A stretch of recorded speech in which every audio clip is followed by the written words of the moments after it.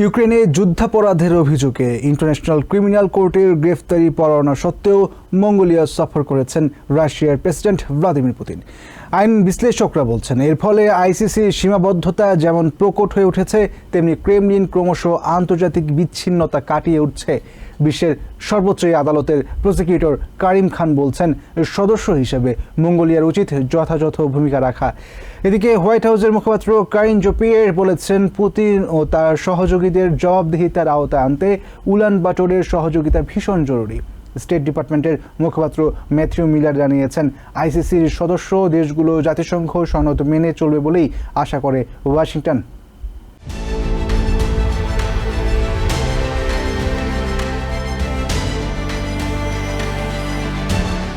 Europe, Africa, south America এবং এশিয়ার ১২৪টি দেশ ইন্টারন্যাশনাল ক্রিমিনাল কোর্ট আইসিসির সদস্য। ফলে জাতিসংঘের সর্বোচ্চ এই আদালতের নির্দেশনা মানার বাধ্যবাধকতা রয়েছে দেশগুলোর। কিন্তু ইউক্রেনে সম্ভাব্য যুদ্ধাপরাধের অভিযোগে গ্রেফতারি পরোয়ানা মাথায় নিয়ে সোমবার মঙ্গোলিয়ায় পা রাখেন রুশ প্রেসিডেন্ট ভ্লাদিমির পুতিন। দেশটির রাজধানী উলানবাটোরে পুতিনকে লাল গালিচা সংবর্ধনা দেওয়া হয়। প্রশ্ন উঠেছে, মঙ্গোলিয়া আইসিসির সদস্য রাষ্ট্র হওয়ার পরও কি করে রুশ প্রেসিডেন্ট সেখানে বিনা বাধায় সফর করছেন। ২০২৩ সালের মার্চে ইউক্রেন থেকে বেশ কিছু শিশু অপহরণে পুতিনের বিরুদ্ধে আটকের পরোয়ানা জারি করে আইসিসি। আইন বিশ্লেষকরা বলছেন, এর ফলে কোনো রায় বাস্তবায়নে আইসিসি যে সদস্য দেশগুলোর উপর কতটা নির্ভরশীল তা স্পষ্ট হয়ে উঠেছে।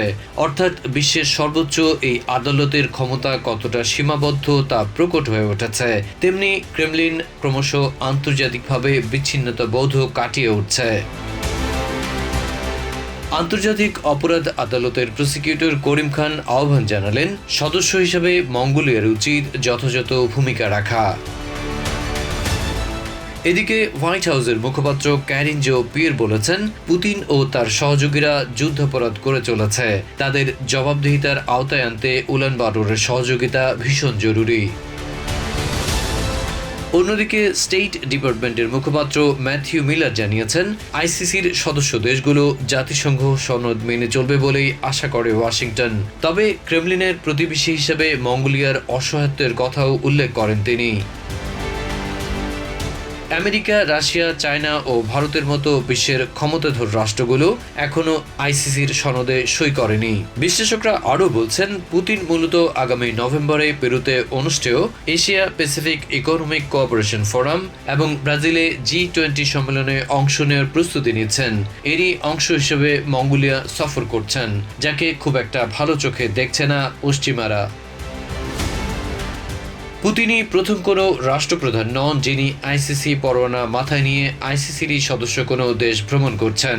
এর আগে ২০১৫ সালে সুদানের তৎকালীন প্রেসিডেন্ট ওমর আল বশির নিজ দেশে সংঘটিত গণহত্যার অভিযোগ ও গ্রেফতারি পরোয়ানা উপেক্ষা করেই সাউথ আফ্রিকা সফর করেছিলেন।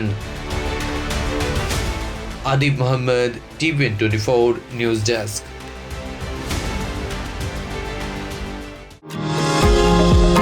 নিউ ইয়র্ক থেকে সম্প্রচারিত TVN24 টেলিভিশন বিশ্বজুড়ে বাঙালির কণ্ঠস্বর।